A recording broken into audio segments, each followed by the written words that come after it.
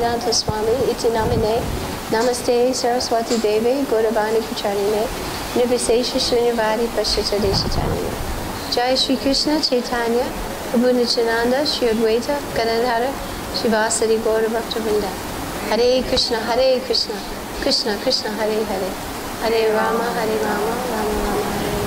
Thank you for coming. Today is Friday, the 23rd of May.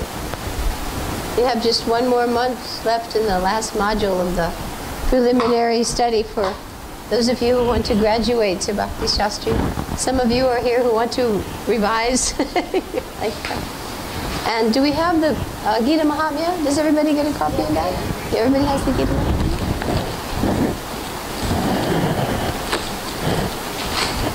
I think I'll just need to get a copy myself, and then we're all set. Remind ourselves of the benedictions of studying Bhagavad Gita regularly.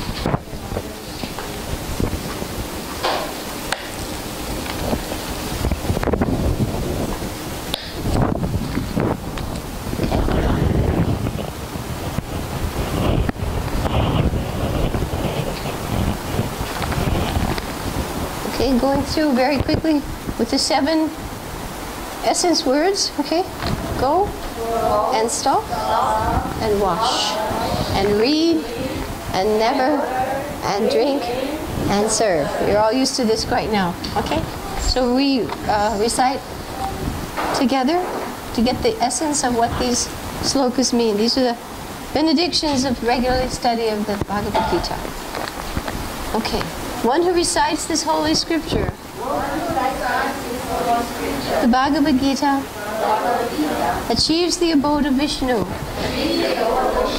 which is always free from the mundane qualities based on fear and lamentation. And we have to remind ourselves, material life means 2 things. What does it mean? Fear and lamentation. Yeah. It doesn't mean freedom from fear and joyfulness. This is material life. Okay, text 2, let's see what happens. One who is regularly engaged in the study of the Bhagavad Gita and in the practice of pranayam is never affected by the reactions of his past misdeeds. So this particular text reminds us of the importance of humility, because unless someone is humble, he cannot take to the process of rectification. He will think he is fine, no matter what his circumstances. So the devotees, the first item of knowledge is humility. One has to accept that the body means past misdeeds, if not even present, and that the study of the Bhagavad Gita is essential for correcting that situation. Number 3, by daily taking a bath in water, one may cleanse himself from impurities. But if one takes a bath even once in the sacred water of Bhagavad Gita, for him, the dirt of material life is altogether vanquished. So here again we're reminded that material life means contamination, right? It does not mean anything less. Material body means that the body is a representation of contamination, a mixture of modes. And the importance also of study, taking bath in holy rivers, visiting holy places, is recommended in the Shastra, but the results are not nearly as powerful, effective, and as fast as by study of the Gita. I think you all understand that. Text 4, now we have to hear how we should approach the Gita. The Bhagavad Gita is meant for careful recitation. And then there is no need for any other scripture, because it is directly emanated from the lotus mount of the Supreme Lord.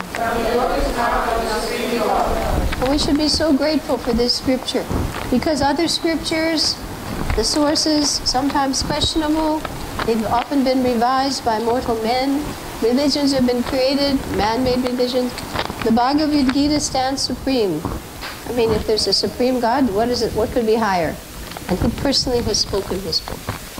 And we're so fortunate it exists. The Sanskrit is there. It's there. Okay, now, text 5. Deborah. By drinking the Ganges water of the Gita, the divine quintessence of the Mahabharata, emanating from Lord Vishnu's lotus mouth, one will never again take birth in the material world. Such a benediction, right? So number 6 is the ras, right? The nectar of the Bhagavad Gita. All the Upanishads are compared to a cow. And the milkman is Sri Krishna, the son of Nanda. Arjuna is the calf. And the great nectar of the Bhagavad Gita is the milk. And the fortunate devotees of fine theistic intellect are the enjoyers of that milk. So it actually takes fine intelligence to understand spiritual knowledge. And milk is considered an essential part of that. Okay, our final one is how do we say thank you to Krishna? There need be only one scripture. Let's see. Sri Krishna's Divine Gita. Only one Lord. That same Krishna? The son of Devaki. And one mantra? The chanting of his holy name. And only one duty. Devotional service. Unto that Supreme Lord. Shri Krishna. Very nice. Hare Krishna. Always need to remind ourselves. And we need to remind ourselves that the daily study of the Gita is essential. I think even those who do deity worship are advised, we'll find out in Nectar of Devotion, that to counteract any possible inadvertent offenses in seva aparads and deity worship, it's advised pujaris read one chapter one day of the Bhagavad Gita. So you can see its importance. Not that we should do something wrong or not care if we do something wrong and read the Bhagavad Gita to rectify that. That's not the proper mentality, but the Gita is so powerful that it can help nullify inadvertent offenses. All right? So today we're going to open up our little 1881, our little tiny study guide. And we'll take a quick reference of this final section of the 3 parts of the Bhagavad Gita. Quickly going over the general information. Today we're focusing on chapter 15. Because next month, being the last month before VIG starts, right? We have to cover 16, 17, and 18, which is quite large. Plus we wish to go over another chart we have that covers the modes in 3 of the chapters, 14, 17, and 18. Because that's a very important point, the modes of nature, how they have manifested in these bodies, how we can learn to understand them, and how we can hopefully transcend them through devotional service.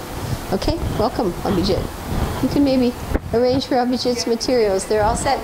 Okay, she's all set. Good. Abhijit just arrived today. One of our stalwart preachers in Krishna consciousness. Okay, from our little study guide, 1881, let us quickly turn to the blue section. It's the Gyan section. Of the 3 parts of Bhagavad Gita, the Gyan section is the final part. Right? Each section has 6 chapters. So our first section was, remember? What's our first section of the Gita? No, karma yoga, right? We're talking karma yoga. Second section is bhakti, and the last section is gyan. And bhakti is placed in the middle so that it can enhance both. Right? It enhances karma and it enhances gyan. It's independent also, but only the other 2 have strength because of bhakti. Okay, so now we're in the final section, gyan. 6 chapters. And if you turn to the first mind map, which gives us the most essential facts that you need to know. You need to know them by heart. Okay? So those essential facts are the chapter titles, right? 6 chapter titles you should know, and the size of the chapters. Okay? So that is very clearly shown in your little book. All right? So you need your slate for the quick revision on that. We've gone over this before, but with the companion of the slate, let's quickly revise chapter titles from 13 through 18 and size. You should know these so quickly, not even have to think. It should be just quick recall. Okay? Then you'll actually feel comfortable with your study of the Gita. All right. So let us start with chapter 13. That's the first Gyan chapter. And we find the size is what? It has 35 slokas. Very good.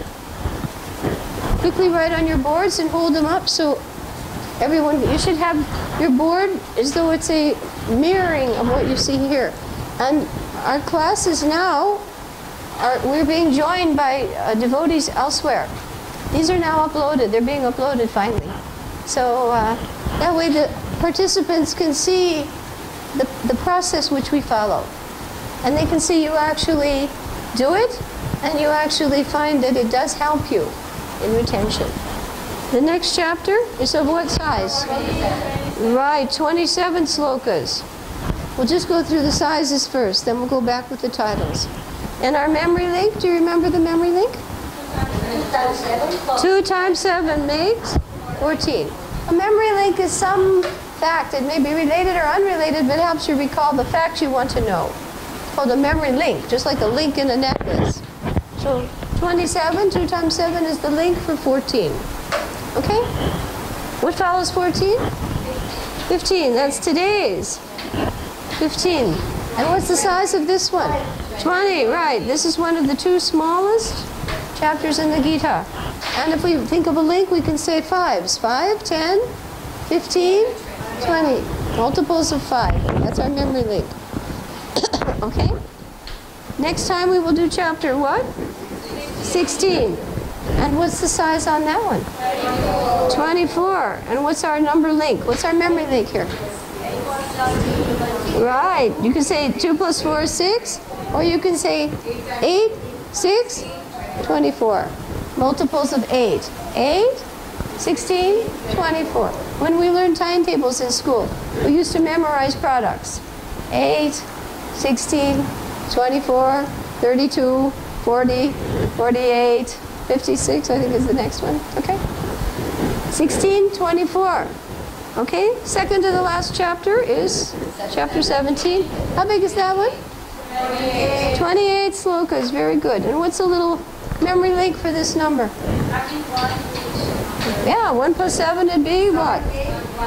Right. 1 and 7 is 1, 2, 7, 8. Okay? Okay, 1 and 2 and 7, 8. People can be very creative about links. No one has the last word. You know, everybody's being dictated by Super Soul. And Super Soul is a multidimensional medium. He sees from billions of angles at one time.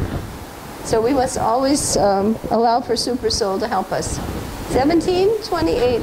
And our final chapter of the Bhagavad Gita is chapter 18. And what's our size of that one? 78. Very good. 78 slokas. Very good. 1878. And our link again here is 8 and 8, right? And 1 plus 7 is 8. Whatever link you have. So we all know very quickly the size. Okay? We'll go quickly into the chapter titles. For 1335, let's do the signals for those. All right? Nature, enjoyer, and consciousness. All right, we see the themes. We're going to be stressing now which themes are also coming up in this one. This is the theme of Jiva, Ishvara, and Prakriti. That's being particularly stressed here. Jiva, Ishvara, and Prakriti. Okay? All right. Now, let's go on to chapter 14, which we had last time. And this is, yes, The three modes of material nature. And what's the theme there from our themes list? The three modes, right? That's one of the main themes in the Bhagavad Gita. In the back of your study guide, you'll see 16 themes. And one of them is what? The three modes, right. We just had the three, Ishvara, Jiva, and Prakriti. And then the part B of 10 was the three modes of material nature. This whole chapter is dedicated to that theme. Okay, now chapter 15 today. What's the title of this one? We'll do our signals. The Yoga of the Supreme Person. The Yoga of the, he's a person. The Yoga of the Supreme Person. And if we remember, our last chapter ended, 14 also had an important point in there, defeating impersonalism. We want to stress which slokas help us do that. And in the last chapter, the last verse, 14:27. And I am the source of this Brahman. Right? So that's a verse that defeats impersonalism. And also in this one, we will also have slokas which help defeat impersonalist argument. Eternally, we are fragmental parts. It says eternally. Not that you're fragmental now and later you merge.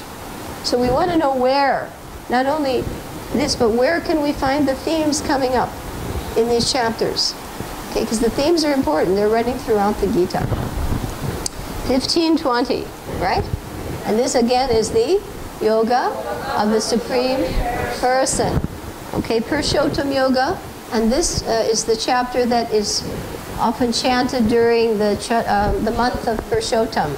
Every 3 years, there's that extra month. And usually one of the vratas people take is to chant these slokas every day. Okay? Chapter 16, very important one. There are two kinds of people. There are two kinds of people. And what are they? Divine and demoniac. Right. Two kinds of people.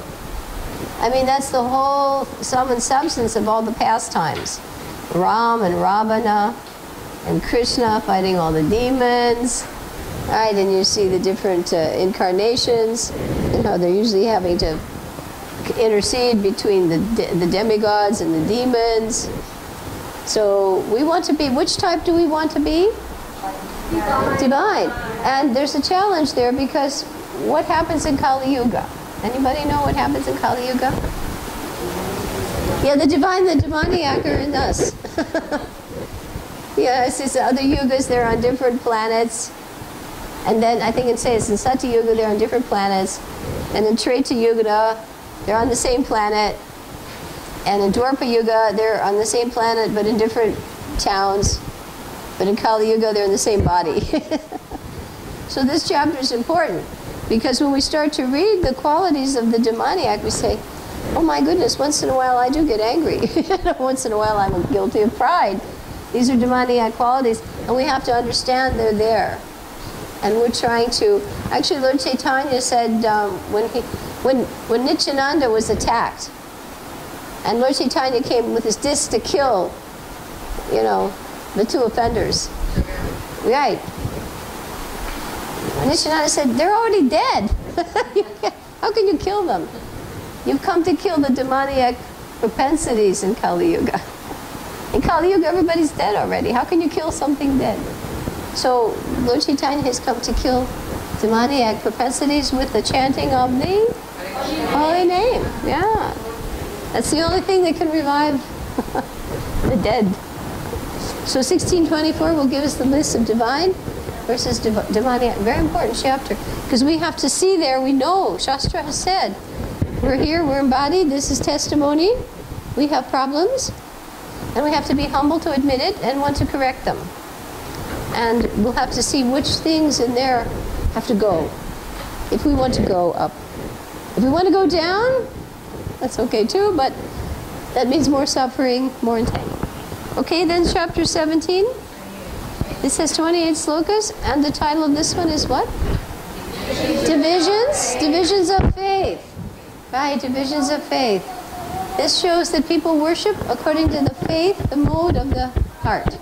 If the heart is in the contact with goodness, it worships one way. If the heart's in the mode of passion, they worship another way. If the heart's in the mode of ignorance, they'll worship something else. If the heart's in the mode of Visuddhisattva, they'll worship Krishna. So those of you here who are worshiping Krishna, this is the topmost position. Okay, chapter 18, 78 slokas. And this one is, the title is what? The conclusion, right. The end of everything has to have a conclusion, the perfection of renunciation. So what is ultimately renunciation? That means not giving up work, but surrendering to Krishna, right. Okay, so everybody got that? We've done our little revision. Now, let us quickly revise the breakdown topics of the first two, 13 and 14. We won't do all, but we'll just do the breakdown topic. So turn to chapter 13, because it's really important that eventually each and every one of you should know this little book. It's not that hard, really. You have 18 chapters, and that you pretty much know the titles and size. You have 81 topics. Now that's a little harder, but with constant revision, it's not impossible. Because then if somebody says to you, where can I find the process of knowledge? You would say, well, that's in chapter 13. And the slokas are 8 through 12. It shouldn't be a big thing, because by practice we can do that. And that way you can quickly reference. And when you hear classes, do you not find this helps you? I think so. How about you, Krishnamai? If you know that, I heard you the other day, you were giving them the breakdown of chapter 4. I heard you, yes. Chapter 4, verses 1 through 10. No, good girl. It's important because not everybody has this information, nor knows the value of having this information. It's called contextual reference. What is it called? Contextual reference. Yeah, where am I? Right now we are in the guest house, in the legal office. Right? If somebody wants to find us, they look. So if you want to find something in Gita, and you know where to find it, you're better off than if you just have the book and you don't know where to go. Right? So you'll have it here. Okay, so let us go over chapter 13. Again, 35 slokas. And let's take a look at the mind map for that. And we will see how many topics there. 5 topics. Very good. Okay? So very quickly, let's just say the single word signal for the 5. The single word signal for the first one was Kshetra. Kshetra, right? Because this is remember the 3, the body, Ishvara, right? The Ishvara, the Jiva, and Prakriti. So the first signal word for the first topic is Kshetra. Kshetra. Okay? And then the second signal word is? No, in the second topic. We're just going to take one word. Remember, we're going to compress. Process. Yes, process. Okay, so Kshetra, process. And then the third one is what? Object. Yes, object. And that's going to be Krishna. He's the object of knowledge. All right, what's number 4? What's that keyword?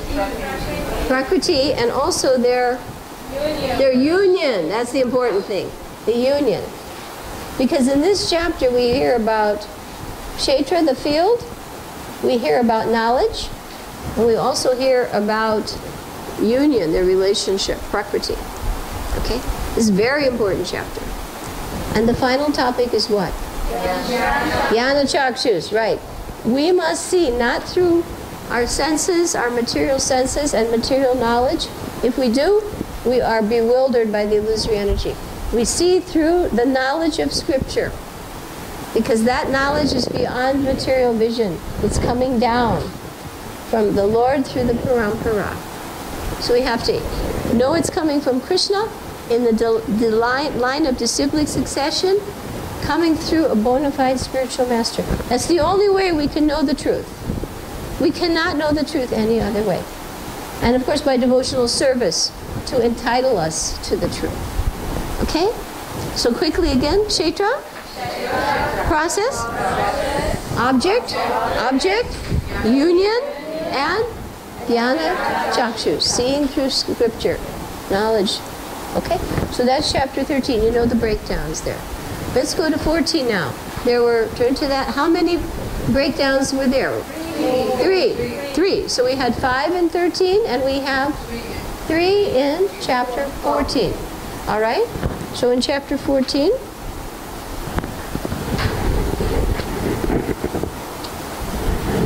okay, we have our first key word is conditioning. Right, how we are bound. We are bound, like gunas means ropes.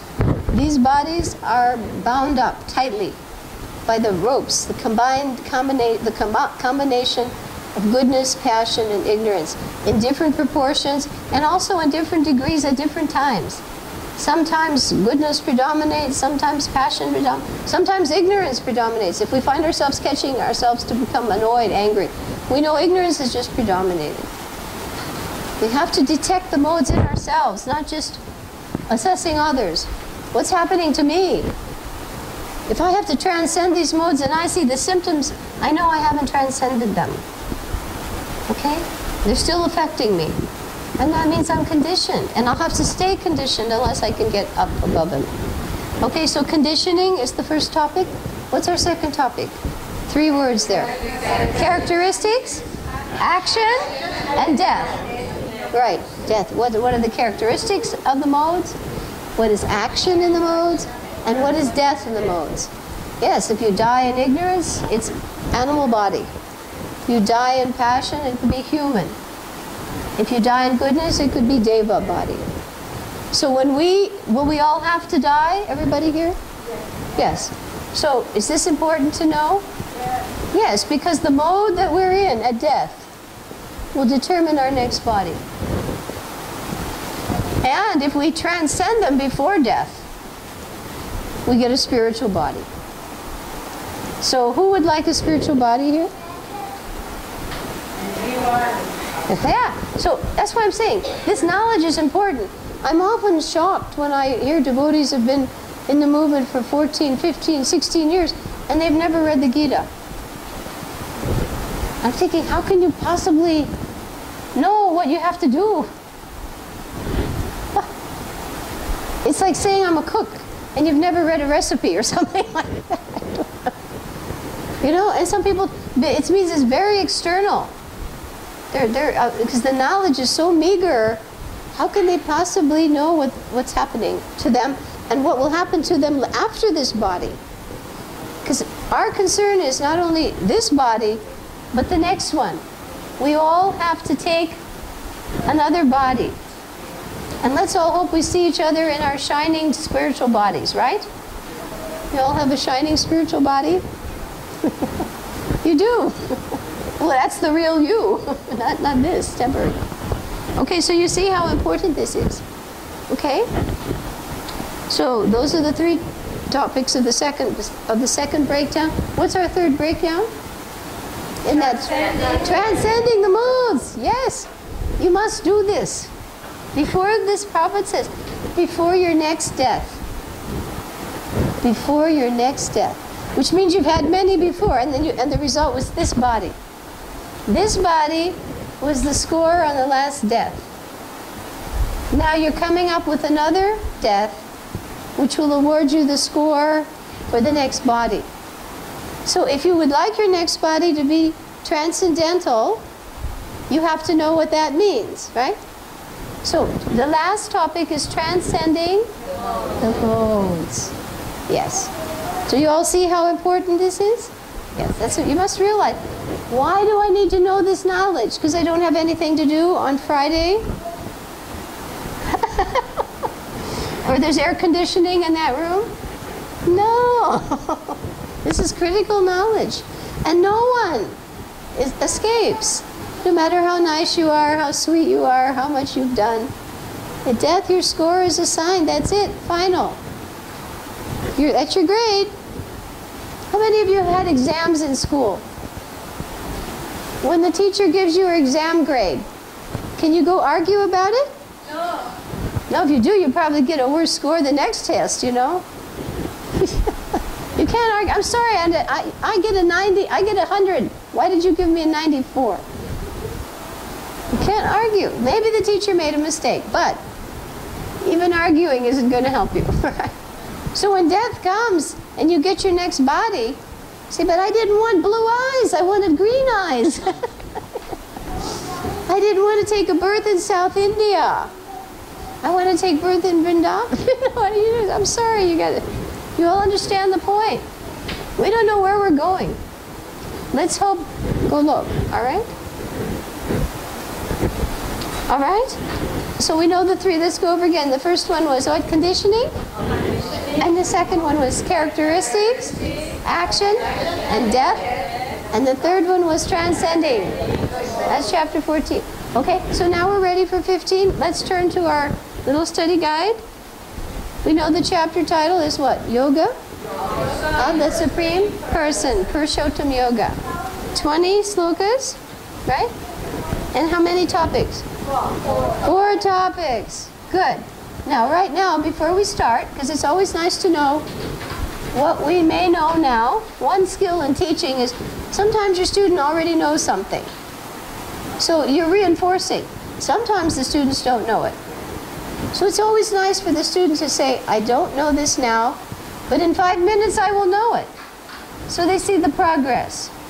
They have to be encouraged by progress. Krishna consciousness is a progressive process. We advance, hopefully. We don't want to regress. So we have 4 topics. All right, what's the first one? The key word is detachment. Right, detachment. Second one is what? Transmigration. Right, that's a big theme in the Gita, right? Remember number 1 theme was the soul and? So if you somebody wants to know about that, what chapter would you recommend? 15. Yes, this one, 15. Also chapter 2. Remember? Big section on the soul. Fight. There's no death for the soul. Many slokas. This one explains exactly how the soul goes from one body to the next. This was very detailed. Actually very heavy. So your first topic was detachment. I forgot to ask, before I start this, how many of you knew this before we're doing this? How many knew the 4 topics? So this is new. Good. So everybody's going to learn 4 topics now. Okay. The first one was what? Detachment. The second one was transmigration. Okay, what's our third one now? Maintenance. Yes, very important one, maintenance. How we are maintained by Krishna on all levels, from cosmic to Paramatma. Because if anyone thinks he's independent of God, he's mad. He's insane. You are dependent on Krishna from the cosmic, we're going to hear it, from the cosmic level down to the personal direction in the soul, in the heart. Okay. Maintenance. Okay, your first one was what? Detachment. Your second one was? Transmigration. And your third one was? Maintenance. And your final one, so important, the summary of Vedanta Sutra. Sutra means thread. So you study sutras, right? Sutras mean very compressed little slokas. Sutra, very compressed. Knowledge is expressed in 1 or 2 or 3 words. And it's a summary of the entire Vedanta Sutra in 3 verses. So important. And the final sloka in this chapter is the benediction. How many of you would like to become wise? Everybody wants to be wise? Okay, how many, do you want to be wise? She's wise already. Okay. How many of you would like to know perfection in all of your endeavors? Okay, guess what? If you understand this knowledge, you will become wise, and your endeavors will know perfection. So, shall we proceed? Yes. You have to know what's in it for you, right? Yeah, there's blessings in it. Okay, so would you now quickly turn to your neighbor and tell your neighbor what are the 4 topics that you just learned In the 15th chapter. Okay, you tell each other. You all have study partners. Okay? You tell her, yeah, very good.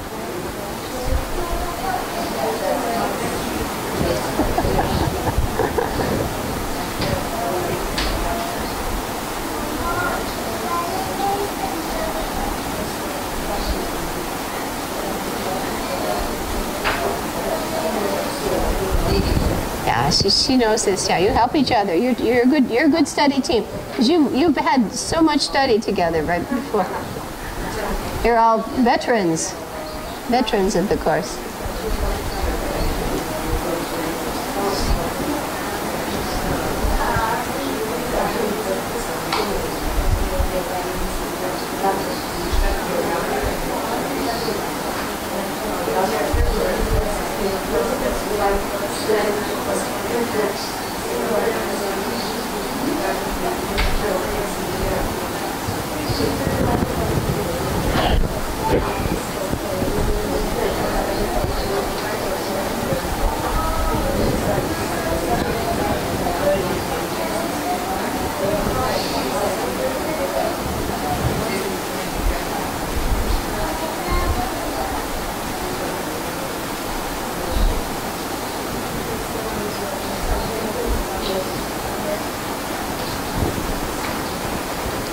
Okay.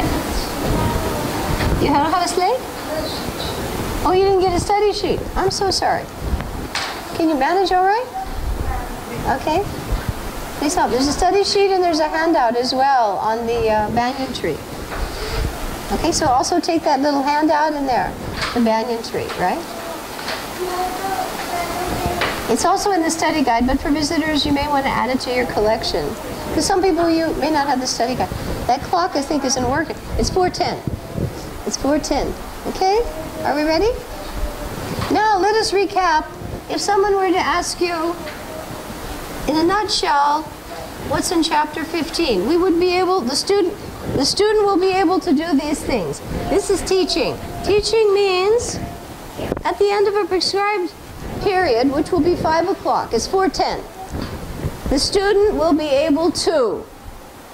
So we will say at 5 o'clock, the students here will be able to, number 1, say the size of chapter 15. What is it? 20 slokas. So you will be able to state the size of chapter 15. Everybody here will be able to do that. All right. At 5 o'clock, the student will be able to name the chapter title. What is the chapter title? Yoga of the Supreme Person. You see, this is teaching. You have objectives, and they have to be met. And you have to assess it to be sure. It's not as though you just speak, and you don't know. Do you see why we do what we do? We want to make sure you have met those objectives. So you know the chapter title. The third thing, the student will be able to identify the 4 breakdown topics. At 5 o'clock, you walk out of here. The student will be able from memory to say the 4 topics. Detachment from the material world, transmigration, maintenance, and summary of Vedanta Sutra. So that you have accomplished. At 5 o'clock, the student will be able to state from memory the benedictions of chapter 15. What is it? You will become wise, and your endeavors will know perfection. Very good. So far, those are our general objectives. Now, let us add to that other specific objectives. The student will be able to explain the analogy of the banyan tree.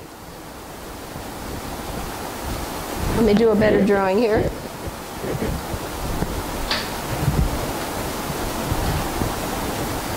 At 5 o'clock, the student will be able to what? Explain the analogy, the banyan tree. It's a very big analogy. See, this is how you should, if you're teaching, you should make these clear objectives, state them, and meet them.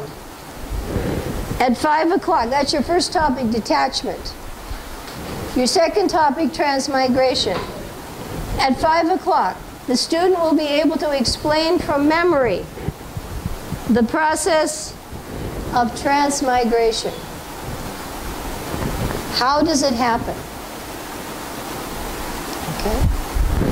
At 5 o'clock, the student will be able to explain how the Lord maintains everything. We'll put a peacock feather. How he maintains everything from the cosmic level, that's the highest level, down to direction to the soul. And the final objective, the student will be able to explain, because on the back of your banyan tree, you see on the back,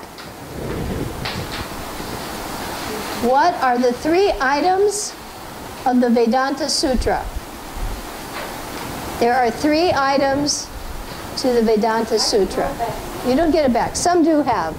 Last year's didn't, today, this year's has 2 sides, right? The summary of Vedanta Sutra. Slokas 16, 17, 18. Okay? So at 5 o'clock, each of you must be able to do that. How many of you can do it now? No. So that means we have to accomplish that. Are you ready? Yes. Very good. Okay, here we go. Let us now open up our study guide. Do you all see what teaching means? Teaching means objectives. Explicit instructional objectives that must be met at the end of a prescribed period. Otherwise, you'll go somewhere and you won't know what you did. If you're teaching, you may not teach anything. And if you're a student, you may not learn it. And that's not the goal.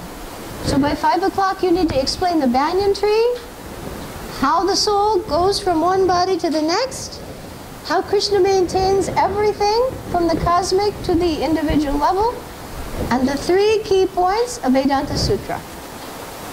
Okay? And right now, no one can do that. Okay? At 5 o'clock, you all should be able to do.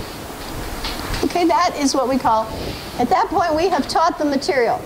Right now, we're presenting the material. On our slates, we practice it, and as I check, I assess it, and at 5 o'clock, we say, yes, you have learned it. You understand the process? Okay, it's very important to understand, because very few people do. But it's basic instructional philosophy. Okay. Do you appreciate this, Abhijit Priya? Because she's teaching, and it's important to know these. These are taught in educational programs. All right, let us turn to our study guide. And we'll turn to the section that is the summaries.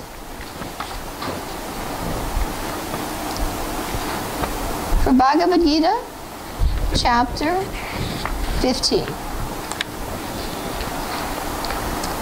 Now we see reinforced what we find in our little map.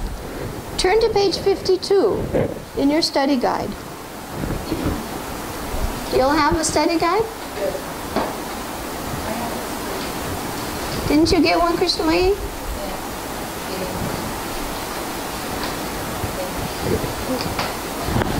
On page 15, look at what we can find now that we know already. We know the first topic, becoming detached from the what? Material world. Becoming detached from the material world. And what section is that? 1 through 5. Now we didn't practice that, but we will. The second topic is what? And where's that? 6 to 11. So 1 to 5 is what? Becoming detached from the material world. You have to become detached from something before you can attach to something else. Like if I have this in my hand and I want to hold something else, I have to detach that and pick up something else, right? If you want to go to the spiritual world, you have to detach yourself from the material world. You can't hang on to both. It's one or the other. So transmigration is from 6 to 11. 1 to 5, 6 to 11. Krishna as maintainer. And where's that? 12 to 15. Very smart section. 12, 13, 14, 15. So important. And our last section is what?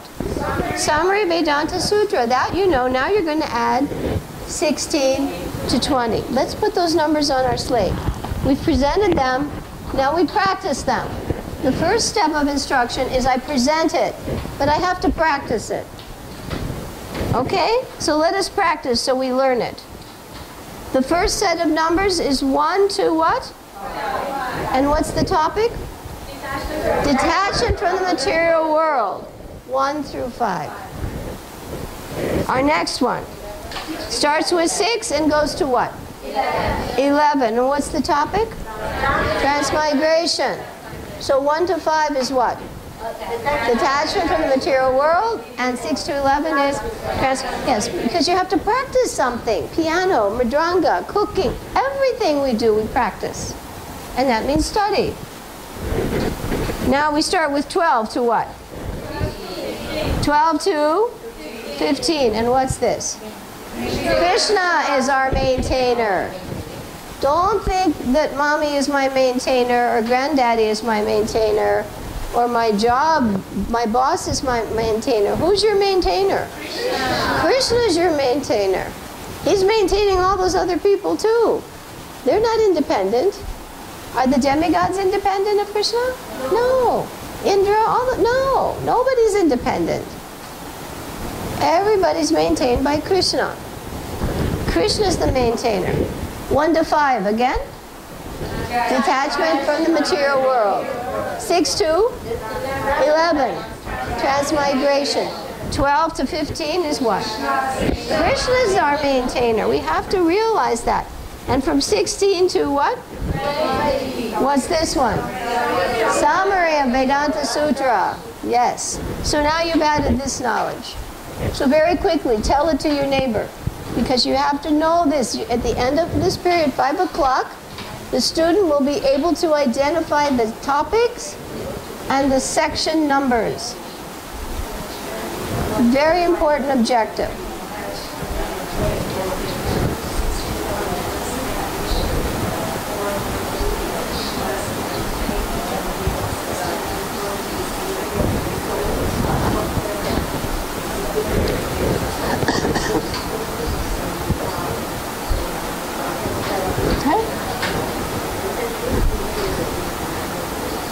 So in your mind, keep saying it again. The mind likes to take a break, but keep it gymnastically active. 1 to 5, 6 to 11, 12 to 15, 16 to 20. We don't really realize how much time we let slip through our fingers. Like sand. It's going right through your hands. And you're missing out.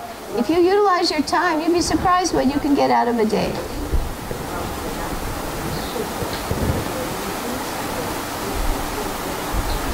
Okay, everybody got it now? So at 5 o'clock, you know the chapter title, you know the size, you know the breakdowns, and you know the sections. All right, let us now quickly, because we want to spend more time on learning the banyan tree, okay, and learning the important slokas, and also the Vedanta Sutra points. So let's go through our summaries first. The next stage of study is progressive. I increase. So on page 52, I'm going to read, and I'm going to stop before keywords. And afterwards, we will identify essential words for the text. Because you can read text and text and text, and your mind can go into neutral. And you can be reading page after page after page and not remember one thing. True? Yes. Same way with chanting. You can be chanting, and your mind is doing stereo. Stereo. One speaker's here, and the other speaker's there. Dual track. So the mind is doing that all the time. So now we're going to focus the mind by using the little finger, and I will stop when I'm coming to an important word. And then we'll put those words into our little hands. Chapter 14 described the modes of those forces that simultaneously and a soul within his field of. So the key words are restrict and control. Right, the modes do two things. They do what? Restrict and control. And that's explained in chapter 14. Because this is reminding you, they link you. We just finished 14, but we have to link into 15. Now, Krishna, using the allegory of an asvata banyan tree, describes the entire material with its varieties of field of situated on and lower of that. Okay, so in chapter 15 we're going to hear an allegory. An allegory is an extended comparison of what kind of a tree? How many know what a banyan tree is? You see them all over. Yeah, in India they're everywhere. Right? The branches go down, but then from the branches come roots. And then they go down and then they make a new tree. Banyans can spread for miles. They can spread for miles. So, and the thing is, after a while, what were roots start to look like branches, and what are branches were roots. And yeah, it's an amazing tree. You can have a forest in one banyan tree. Try to walk through all the roots.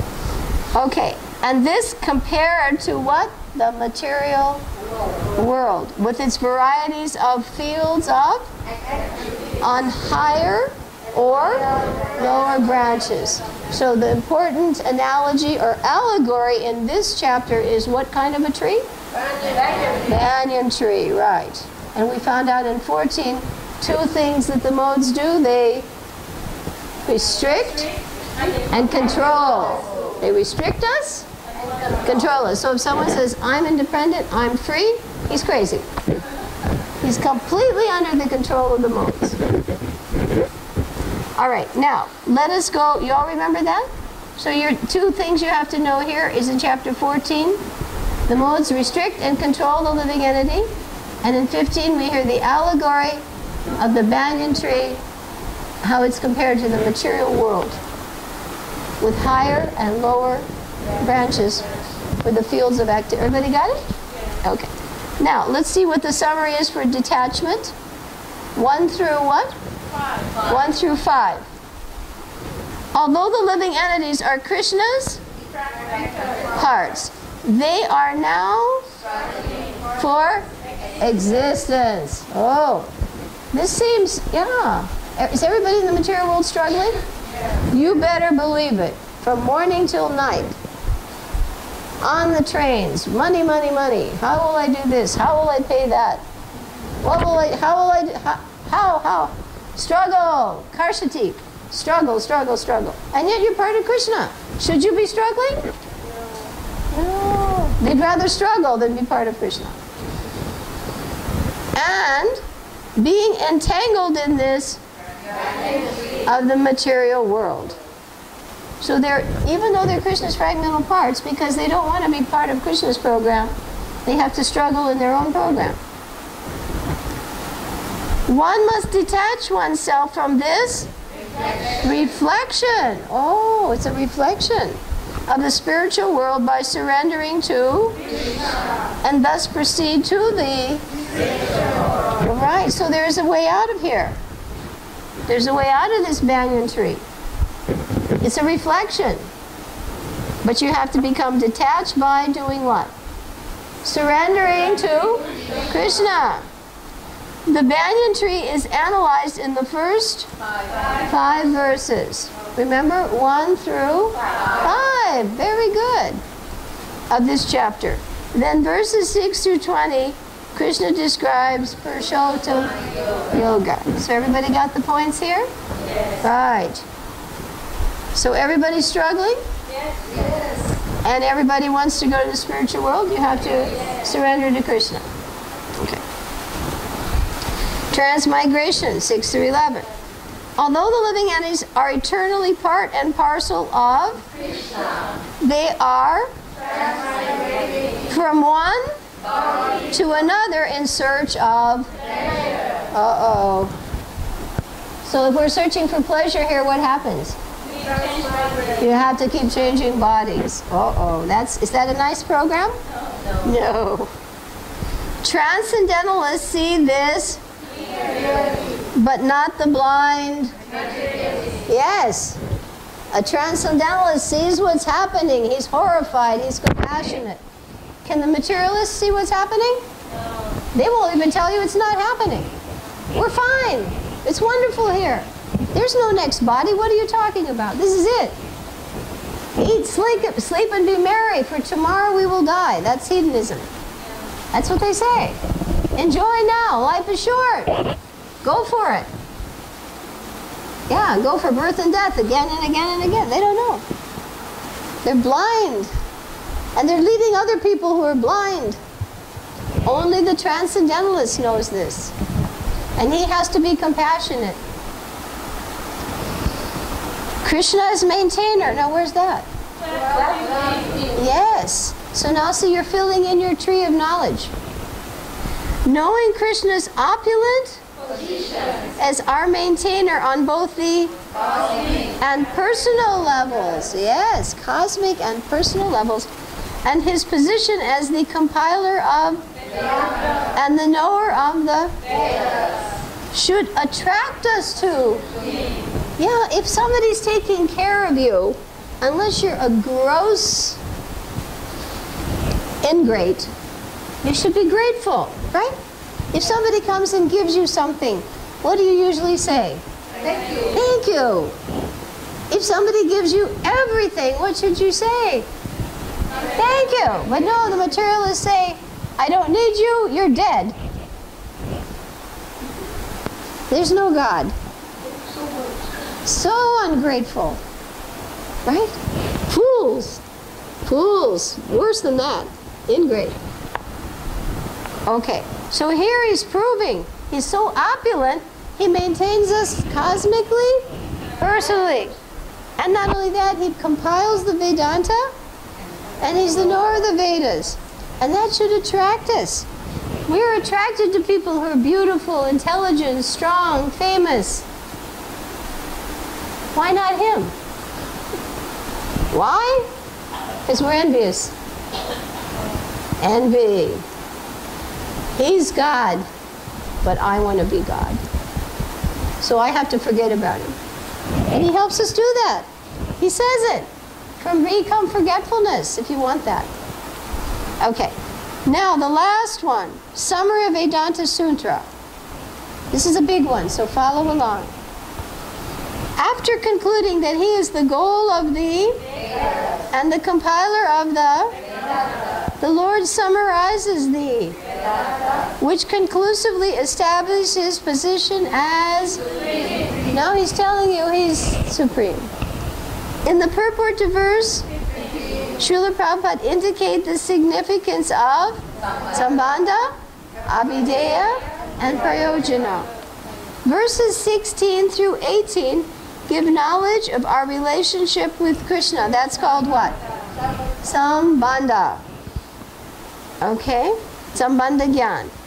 And are also sometimes referred to as the Tri Sloki. Yes. If somebody says, where's the Tri Sloki Gita? Where is it? 16. Right. 16 through 18, and this is in chapter 15. In 3 verses, this is the Bhagavad Gita, and it's also the 3 essential aspects. Sambandha, Abhideya, and Prayojana. Sambandha is the knowledge, Abhideya is the process, and Prayojana is the goal, or the necessity. Necessity. It's a necessity to go to the goal. In these 3 verses,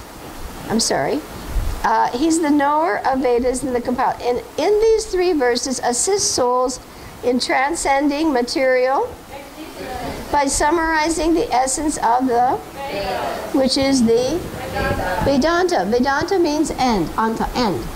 So this is the end of knowledge, Vedanta. Verse 19 indicates Abhidheya Gyan, the process of attainment. And the final verse 20 refers to the goal, right?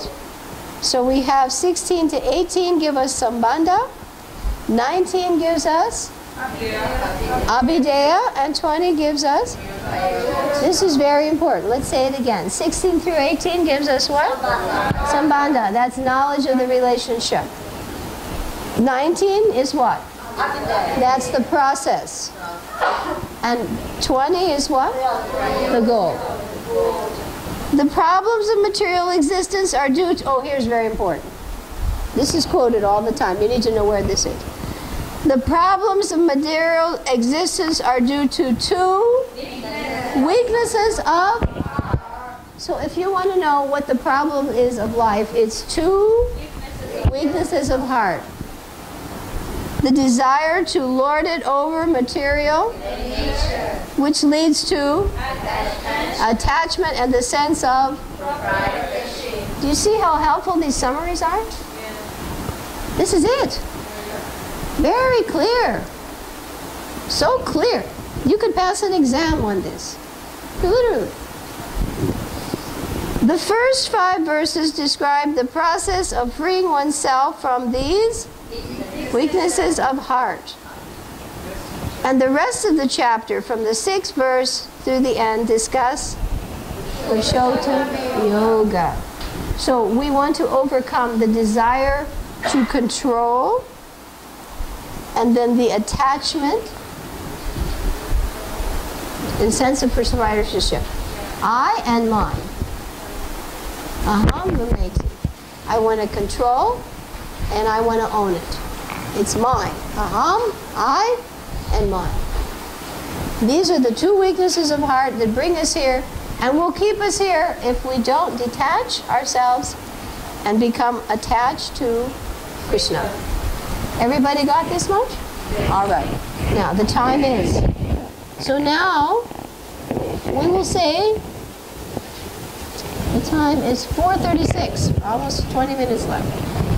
Now, the students have, you know this much. You know the chapter, you can say the chapter title, the size, the 4 topics. And do you remember the placement? 1 through 5, 6 through 11, 12 through 15, and 16 through 20. And the most important thing at the end, well, we'll go through it systematically. Now we want to explain the banyan tree. We want to know how the soul transmigrates from one body to the next. Very scary. Very scary.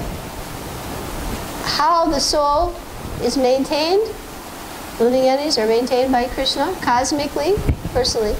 And we want to be able to explain the verses that explain Sambandha, Abhidheya, and Paraja. And what is that called? The Tri-Sloka? Tri-Sloka Gita, the summary of the Gita. So there's a lot in these 20 slokas, isn't there? Quite a bit here. All right, let us take our banyan tree out. Let's take a look at the picture. We need to take a look at that. And now also your charts, your mind maps. Because the mind maps also have little icons. And the first 5 are about detachment.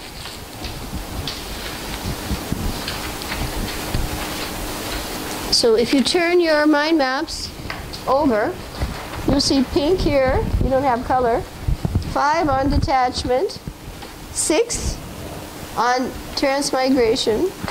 4 on maintenance. And 5 on Vedanta Sutra. So now you understand your chart. And the little icons will help you run through the slokas. Let's take a look at now the analogy. Allegory, as they said. The banyan tree.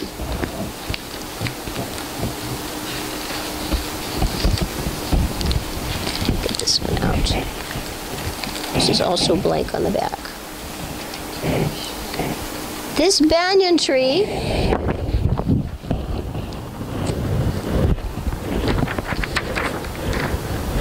you take a look at our little map. This banyan tree is situated at the edge of a river. Okay? Because they ask, where in this world is there a tree with its roots going up and its branches going down? And they say, oh, along a river. If you see a tree and it's a banyan, ashwata, its roots are going down, but the reverse is they're going up in the reflection. Your reflection, if you look in a mirror, in that glass, it will be the reverse, right? So you'll see the reflection. You see the tree down here? So this is the material world. It's a reflection of the reality. The spiritual world is there. But this is the upside down reflection. What is it? Upside down. Upside down. It's called perverted. When you feel people have perverted behavior, it means it's upside down. It's wrong. So this whole world is upside down reflection of the reality of the spiritual world. So here we see this reflection, and we want to know, how do we get out of this reflection? Because right now we're taking it for reality. There is a reality, but not this one. All right, so let's take a look, because we want to be able to explain this analogy. Number one, it says, it is based on the line. You see the line where the water meets with the land? That is called desire. What is it called? Desire. Because by desire we can go up, and by desire we can go down. So we have desired to chase a reflection rather than serve a reality. Number two, the roots. They have 2 points here.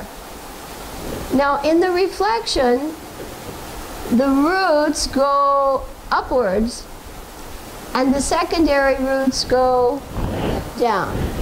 The real root goes to Brahmaloka, and the secondary roots goes down to Bhuloka. Now, 2 qualities that keep us here. A, attachment and aversion. Icha, dvesha. Icha means I want, dvesha means I hate. Desire and hatred. What are the 2 things you feel in life? Desire and hatred. I like this and I don't like that. Everybody who's embodied feels that. I like this, I don't like that. I don't, and that keeps us here. Attachment and aversion. They're opposite sides of the same coin. And we are bound by the fruitive actions of human society. Okay, so number one, what's your reflection based on? Desire. And where are the real roots going? Brahmaloka, and the secondary roots? Down lower. And what are the 2 things that are opposites? Attachment and aversion. All conditioned souls feel it. I like, I don't like. I like, I don't like. I like ice cream, I don't like ice cream. Okay? I like that color, I don't like this color. And you're bound by your fruitive actions. Fruitive actions. Now, the branches. What are the branches here in this analogy? They're the upper and lower planets. Upper and lower planets. We were talking about that in Canto 5, right? Upper planets, middle, lower. We saw that in the movie. Now let's take a look at what are the leaves on this tree. The Vedic hymns. The Vedic hymns are the leaves on this tree. Number 5, we have twigs in this reflection. And what are they? Yes, sense objects. Sight, taste, smell, touch. Those are the little twigs on this tree. What about the tips of those branches? The senses, right. The eyes, the nose, the ears, the tongue, the skin. Okay. So let's go over this first side. What's number 1? Desire, yes, desire on the edge. That's all we can do as souls. Remember?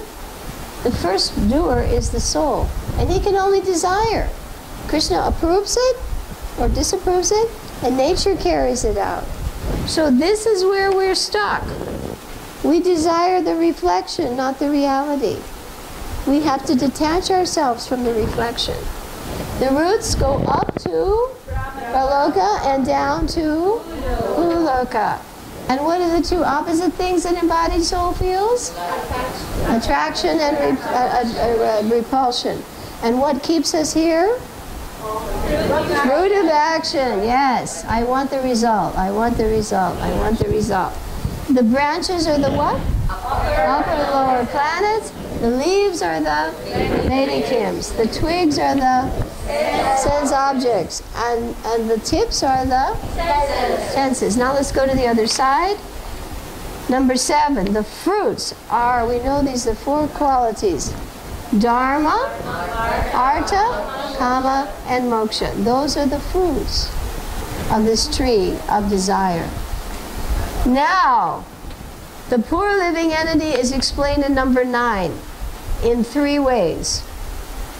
First of all, like a little monkey, if you watch the monkeys, what are they doing in the morning? Jumping here and there, everywhere. Hopping from one branch to another, trying to taste the fruit. Oh, let me go to this planet. Let me have that. I want that. And that's what's keeping everybody jumping from one body to the other, one planet to another. Now, A, up is down and down is up. B, he can't see how far the tree goes. Right? If you're stuck in a big forest, can you see your way out? No. So number 1, up is upside down.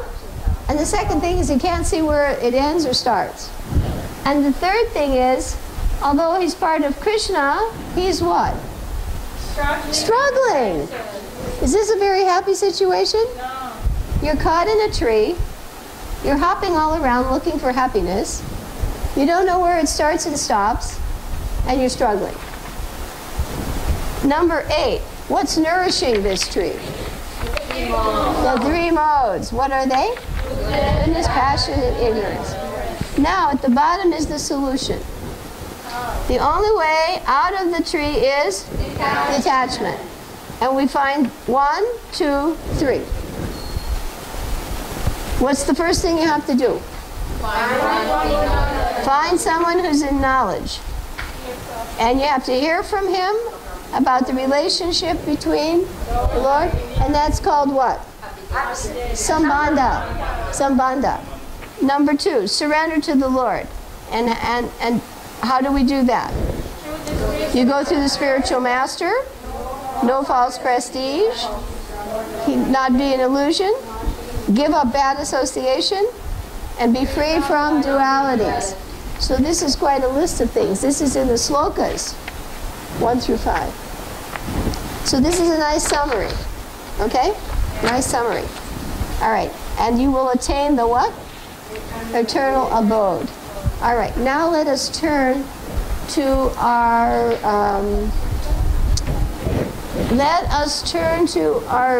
yellow book, the slokas, for 6 through 11. Transmigration. How does that take place? Are we ready? Because you got the quick overview of the analogy now, the allegory.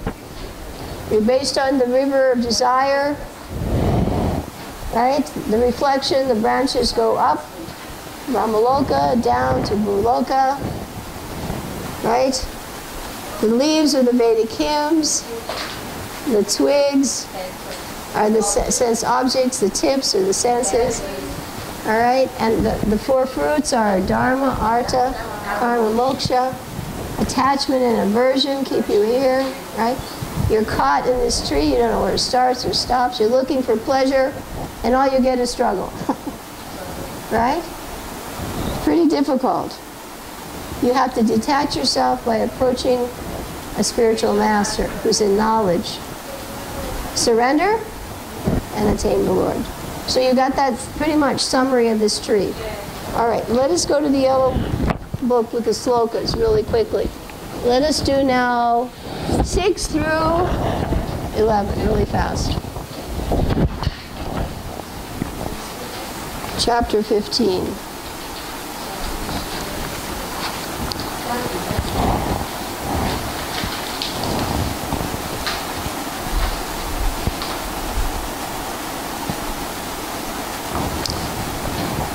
Can you read along with me? If you have it, it's on page 150 of your book, and it starts with sloka number 6. And it ends with sloka number 11. You will be amazed, because when you hear this, think about your body. What kind of a nose you have, what kind of ears you have, what kind of hands you have, the size of your body. This was all determined because of desire. If you happen to like pizza, you get a body for that. If you happen to like stool, you get a body for that. So is a desire is dangerous, isn't it? Yeah. Ooh, very. Have to be really careful.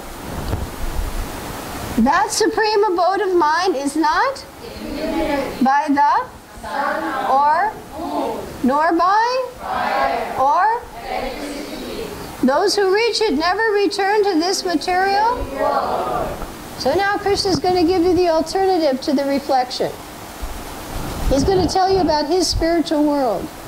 I don't need electricity, I don't need a sun, I don't need a moon, I don't need light, nothing. It's self-luminous. Famous verse defeats impersonalism.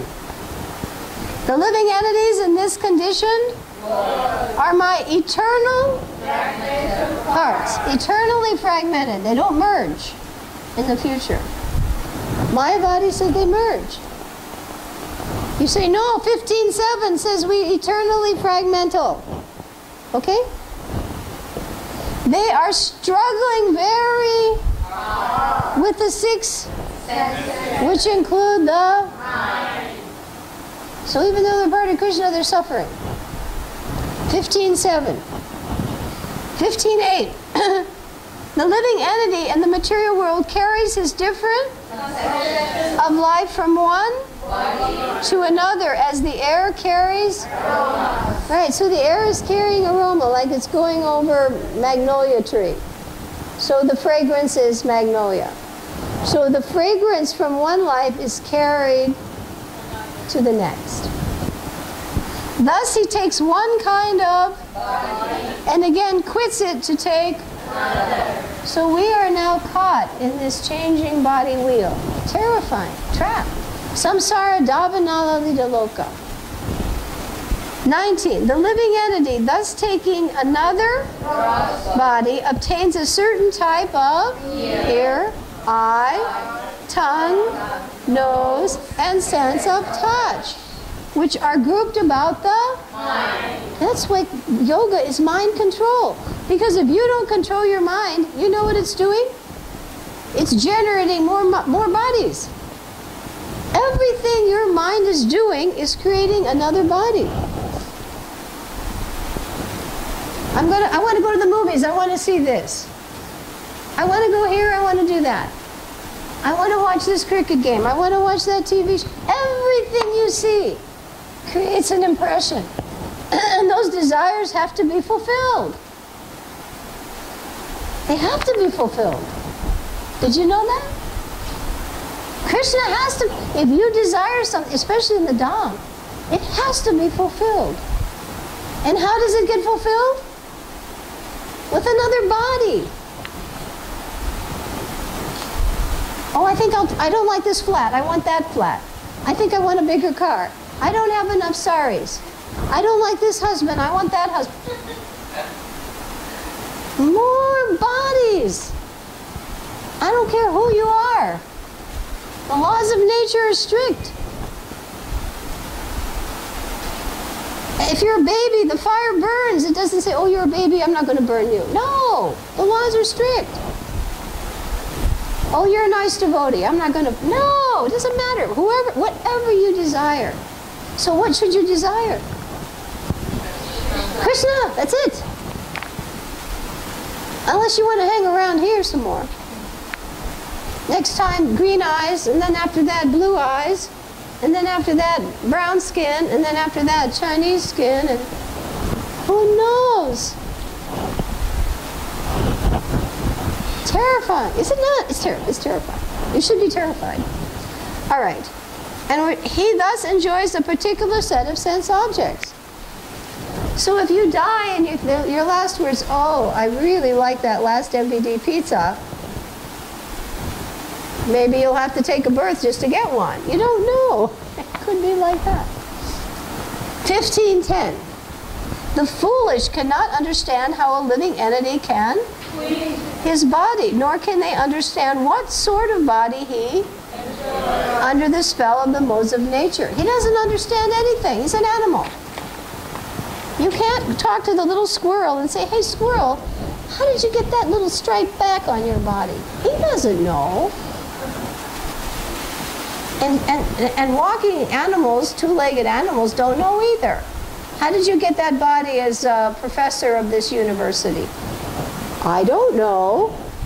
Chance. Right? Explosion. That's what they think. Chemicals. Really insane. But one whose eyes are in knowledge can see all this. This is called jnana chakshu. The endeavoring transcendentalists who are situated in can see all of this, but those whose minds are not, yes, see, they're not developed, and who are not situated in self-realization cannot see what is taking place, though they may try to. You know, let's just say you had a little puppy dog here, and he's sitting and he's wagging his tail, and he's looking at you, and you're saying, now the process of transmigration put you in this body, and he's just... Can he understand? He may be listening. There are animals that go to Bhagavatam classes, right? There's some animals, past life, little kittens that'll sit outside the door waiting for prasadam. There have even been snakes that'll go up and sit in a Bhagavatam class and then leave, right? But they may not fully understand.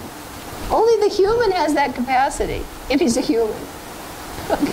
You got to be a human for starters. So you see this section? Now can you understand this process a little bit?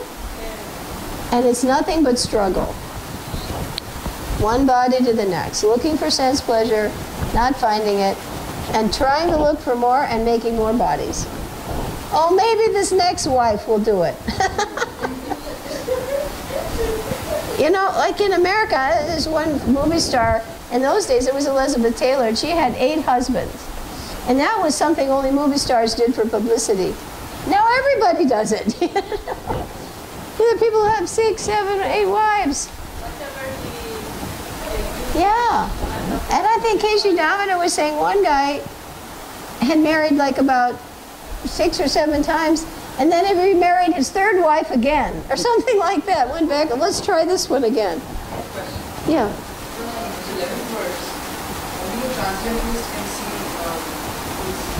All this clear. Yeah. Yeah. Transcendentalists, even those of us who are studying this, we can understand, right? A transcendental. Well, already you're understanding it more than most people. It's a level of degree. An advanced transcendentalist can look at a particular body and tell what that person is. When Sukadev walked in, everybody stood up. Why? They could see. He was an advanced personality. When Bhaktisiddhanta was going to Jaipur for deities, I heard the carver had a dream. And in the dream, the carver said, a Mahapurush will come to select deities. And Bhaktisiddhanta had all the markings of a Mahapurush, the long arms, long fingers, high forehead.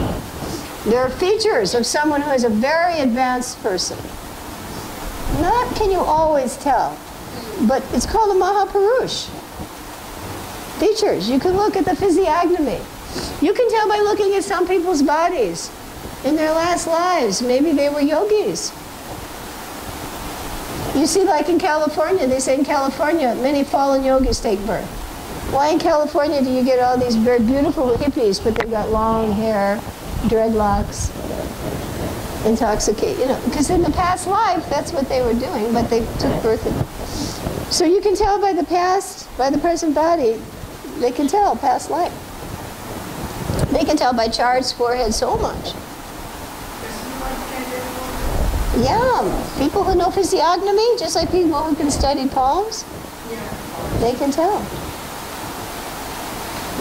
They can tell by the way you look. They know to study the art of physiognomy. Okay, so the last objective, it's almost time to end.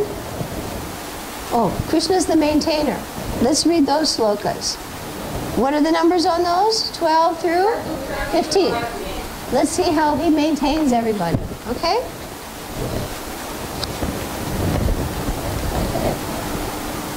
The splendor of the sun, which dissipates the darkness of this whole world, comes from me. So the sun gives light, and the splendor of the moon, and the splendor of fire, also from me. Now without the sun you can't see, without the moon no vegetation, without fire no digestion. Can you live very long without those three things? Without light? Without food? Without digestion? Can you live? No. I enter into each, and by my energy they stay in. Now the scientists never figured that out. They see all these planets up there, and they're moving perfectly. Right? Huge wing, tons. And they're floating in space. And how are they doing that? Like Krishna's entering them. Otherwise they would just go spinning off. I become the, and thereby supply the juice of life to all. Yes, by the moon the things are tasty. I'm the fire of, in the bodies of all living. And I join with the air of, yes, pranaya, ingoing, outgoing. Where's that coming from? Krishna.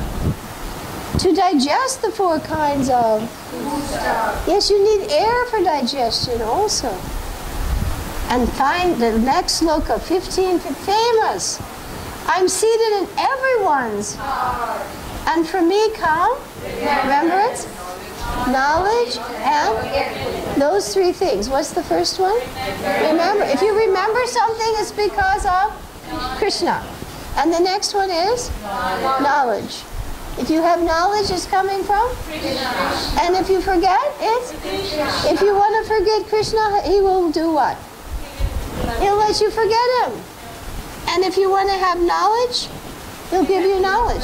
And if you want to remember him, he will help you remember him. He's the compiler of, and he's the knower of the Vedas. Now let's read the summary of Vedanta Sutra, and that will take us to the end of this chapter today. Has somebody learned anything today?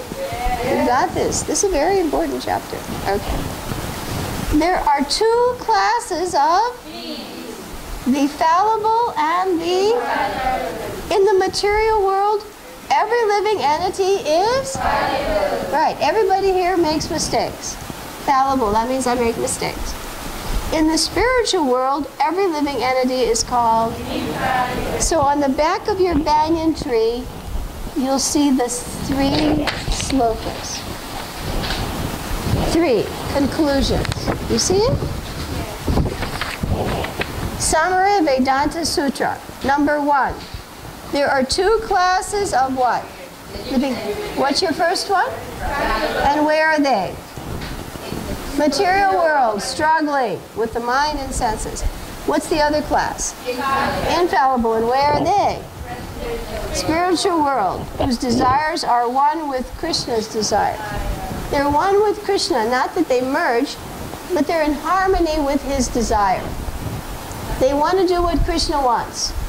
If you don't want to do what Krishna wants, the whole material world is waiting for you. It's waiting for you. You can do whatever you want to here, but you're under the laws of nature. So what is your choice? Do I want to under nature's rigid laws, Or two, why wouldn't it be in harmony with the Lord? So right now, we obviously decided we wanted to do our own program. But now we're thinking this is not a good idea. So now we want to know, what does Krishna want? And I want to be able to please him. So I can go back there. That's bhakti. Number 2. Besides these two, there is the greatest, we'll go back to verse 17 so you see where this is coming from. The greatest living personality, the supreme, the imperishable Lord, who has entered the 3 worlds and is? Okay, so in our Vedanta Sutra, number 2. Paramatma is what?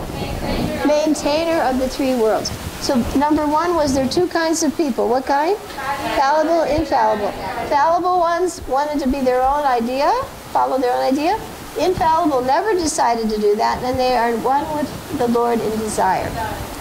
Paramatma is entering the 3 worlds and maintaining them. Now let us see what number 18 says.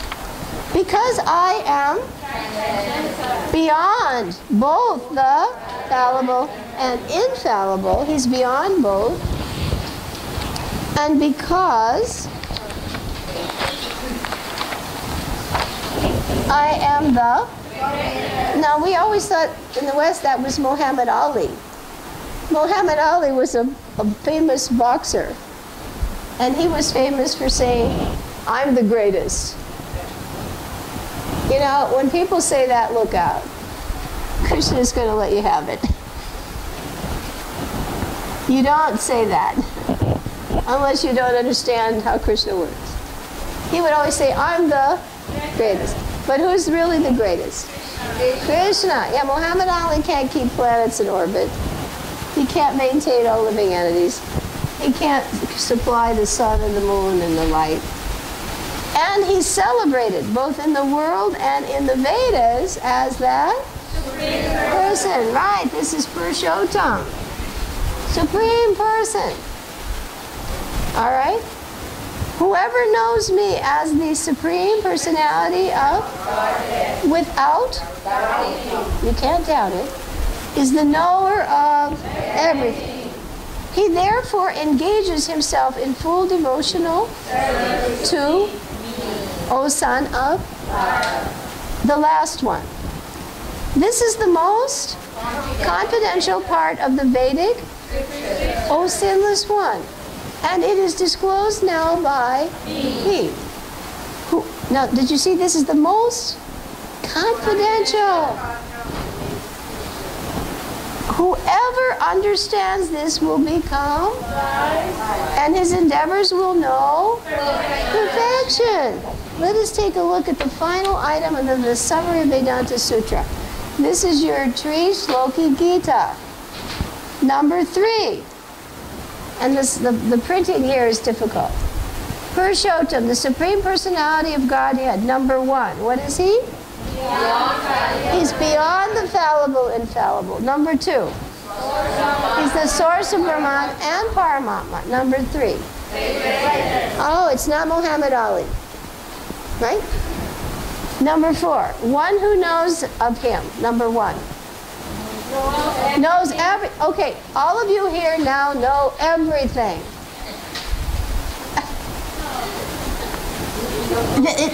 Listen, the goal of knowledge is who? Krishna. It takes lakhs and lakhs of births to come to that agreement after you've been down here trying your own program.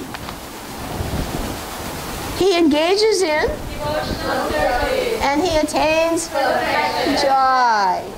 Did you all like chapter 15? Yes. It's amazing. So now at this time, I will check our time, and we want to see if we have met our objectives, because this is the essence of instruction.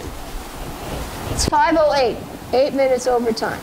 But at the end of this period, the student, again, will be able to do what?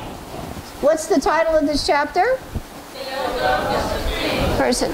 What's the size of this chapter? 20. How many breakdowns are there? 4. What are the key words for the 4 breakdowns?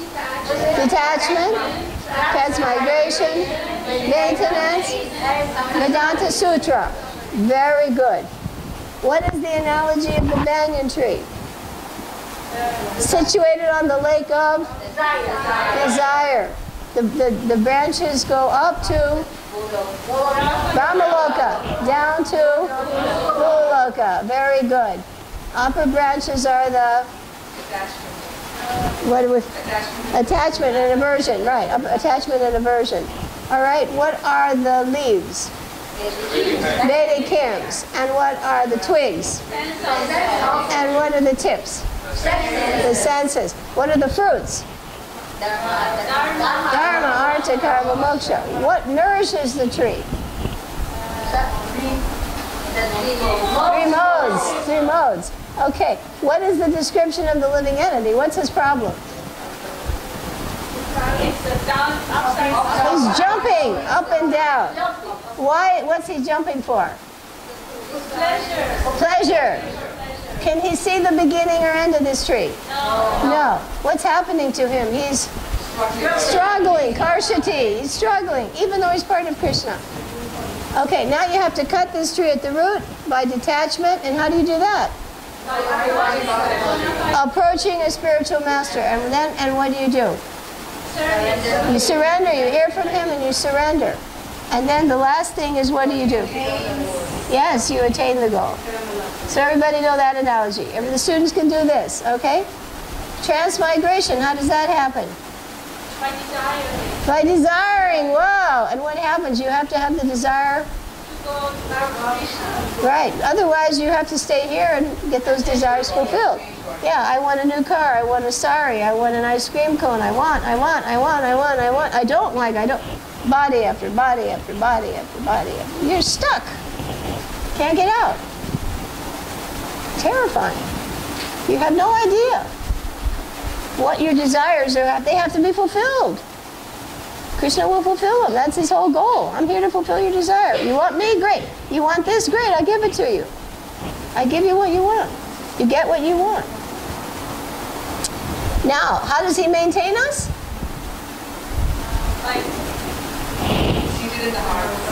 Yeah, the sun, moon, right. Fire and air, breathing, and the planets. Right, they stay in orbit, right? And in the heart. And what three things does he give you in the heart? Remembrance, knowledge, and forgetfulness. Yes.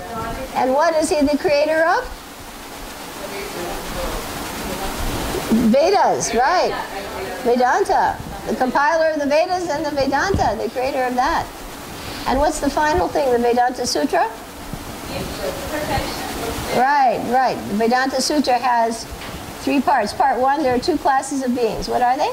Fallible and infallible. Okay, and number 2, what's Krishna? Yeah, the Paramatma and Brahman, right? And he enters into the material world to do what? Maintain it. And part 3 was Krishna. The third part, he is?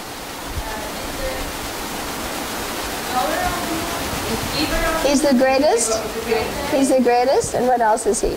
He's beyond the fallible and infallible. And he's the greatest, right? And he's the supreme person. Okay, that's the summary of Vedanta Sutra. Chapter 15, Bhagavad Gita, Ki Jai. Okay.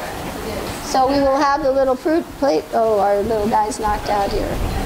Okay, Raghav, you distribute the fruit. And Vanchakopatarubhyascha, Kripasiddhidevacha, Patitana Pavani Bo Vaisavibhyo Namo Namaha.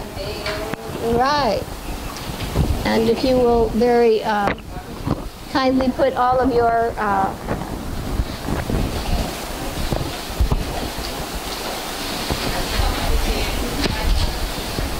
now when you go home, you should revise these points with someone. Now I know that Govinda Kun's going to make a long distance phone call tonight. And she's going to call up Brahma Kund. Say chapter 15, chapter title, size of the verses, 4 topics. Summary Vedanta Sutra, the way the soul transmigrates, how the Lord maintains us. And what's the banyan tree analogy?